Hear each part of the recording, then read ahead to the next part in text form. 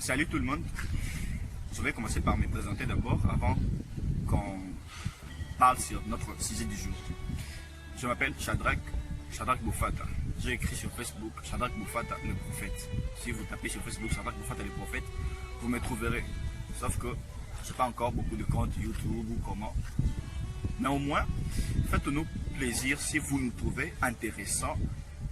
Après avoir regardé notre vidéo, abonnez-vous et partagez la vidéo car comme vous en trouverez intéressante, les autres aussi les trouveront. Et je voudrais parler un peu sur l'harmonie. L'harmonie, c'est quelque chose c'est quelque chose dont on n'en parle pas trop. Pourtant c'est le moteur de tout. Pourquoi est-ce que je dis le moteur de tout? Dans une famille, on a besoin d'harmonie pour être dans la paix. Dans une relation amoureuse, on a besoin de l'harmonie pour être dans la paix. Dans une société, on a besoin de l'harmonie pour bien avancer, pour bien propulser. Dans l'église, on a besoin de l'harmonie pour bien fonctionner. Voilà. Comme j'ai dit, on a besoin de l'harmonie partout et pour tout. Sauf qu'il n'y a pas un marché où on vend l'harmonie. Il n'y a pas un marché où on peut aller et puis acheter l'harmonie. C'est quelque chose que tout le monde en a besoin, mais tout le monde ne sait pas comment en avoir. Moi, je veux dire que l'harmonie est un fruit, oui. L'harmonie est un fruit dont l'arbre je cache encore. Je cache encore. Alors que je cache, avant que je le dise moi-même, réfléchissez vous-même. Si l'harmonie est un fruit, quel est cet arbre qui peut donner l'harmonie? Quel est cet arbre duquel l'harmonie peut tirer sa provenance, sa source ou sa vie? Je me rappelle un peu de mon père, j'avais 14 ans. C'était en l'an 2010 quand mon papa m'a dit qu'il ne voulait pas me frapper et il ne voulait pas me gronder en face de mes petites sœurs, petits frères.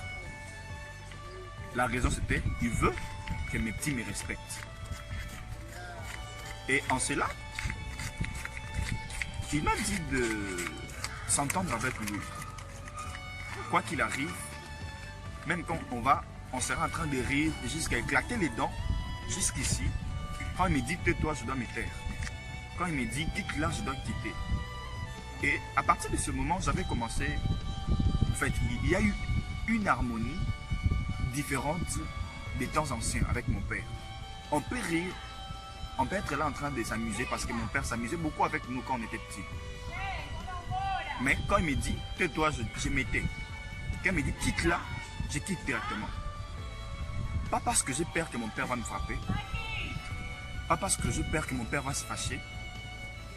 Mais par amour, parce que j'aime mon père et je ne vais pas lui manquer de respect. Voilà. Parce que j'aime mon père, il est avec ses amis, je ne vais pas lui manquer de respect. Parce que j'aime mon père, il m'a dit de quitter, je dois quitter. Et c'était comme ça que tout a marché. J'étais dans une famille, je ne dirai pas les noms, mais au moins l'histoire vous aidera. J'étais dans une famille, il y avait une sœur avec sa fille.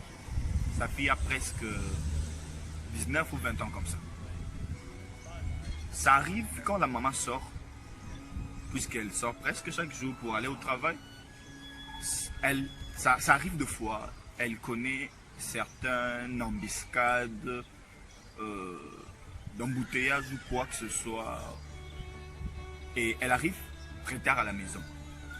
Disons 21h, parce que d'habitude elle arrive 17, 18h. Quand elle arrive 20h, 21h, c'est déjà un très grand retard. Mais elle constate que même quand elle arrive jusqu'à 20h, elle est toujours à l'extérieur. Jamais sa fille l'appelle pour dire que maman, comment est-ce que c'est possible jusqu'à 7h, tu n'es pas encore retourné à la maison? Et elle a trouvé ça drôle. Mais attendez sa réaction. Un jour, elle est venue. Tu es comment toi? Tu es comment? Et jusqu'à 20h, Vers 21h comme ça, tu sais que je rentre souvent à 17h, 18h. Jusqu'à 20h, 21h comme ça, ta maman n'est pas revenue. Sans même appeler. Je peux aussi connaître un accident comme ça, connaître une embuscade comme ça, et je meurs sans que ma fille ne sache. Tu es comment toi? Moi j'étais là. Puisqu'elle était enflammée, alors je n'avais pas ouvert la bouche, je l'ai regardée. Dans mon cœur, j'ai souri, j'ai dit, elle souffre d'envie d'harmonie. Elle a besoin d'une harmonie entre elle et sa fille. Une affection profonde, voilà. Mais elle ne sait pas comment créer cette affection profonde. Et ça existe comme ça. Ça existe comme ça. Dans des relations amoureuses même, ça existe comme ça. Ça existe comme ça, même entre le pasteur et le fidèle. Un pasteur qui ne sait pas comment faire, comment s'exprimer devant ses fidèles afin que les fidèles lui comprennent. Un papa, une maman, un chef d'entreprise qui veut qu'il y ait une harmonie, qui se comprenne entre lui et ses employés afin que le travail aille bien. Mais il ne sait pas comment faire pour créer cette harmonie-là.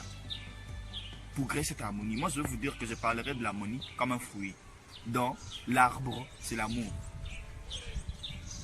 L'harmonie est un fruit, dans l'arbre, c'est l'amour.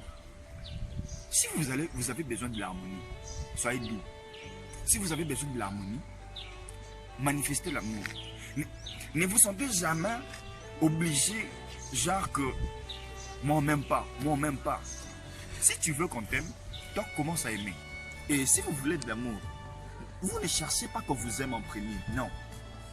Aimez en premier. Comme on était une fois dans une montagne de prières et un pasteur vient avec son groupe où il dit que lui quand il fait des délivrances, il y a trop de spectacles, que certaines fouilles courent en désordre, alors il voudra qu'on lui donne une salle qui était déjà occupée. Alors, il veut comme obliger des gens obliger les gérants du centre qui étaient là de faire sortir des gens qui étaient dans la salle afin de lui installer lui. Et les gens ont refusé. Et lui, le pasteur, il a dit, c'est un problème de compréhension. C'est juste un problème de la compréhension. Pourtant, quelqu'un était aussi près de lui qui a dit, mais si toi tu as compris que c'est un problème de compréhension, toi commence à comprendre en premier que les uns ont déjà occupé la place, ils ne peuvent pas laisser leur place pour toi. Comme c'est un problème de compréhension, toi commence à comprendre en premier et laisse-le. Et c'est comme l'amour aussi. La Bible dit, on aime Dieu. On aime Dieu puisqu'il nous a aimés les premiers. Voilà ce que la Bible dit de Dieu. On aime Dieu parce qu'il nous a aimés les premiers. Si vous voulez qu'on vous aime, aimez. Si vous voulez qu'on vous montre de l'affection, montrez de l'affection aux uns et aux autres.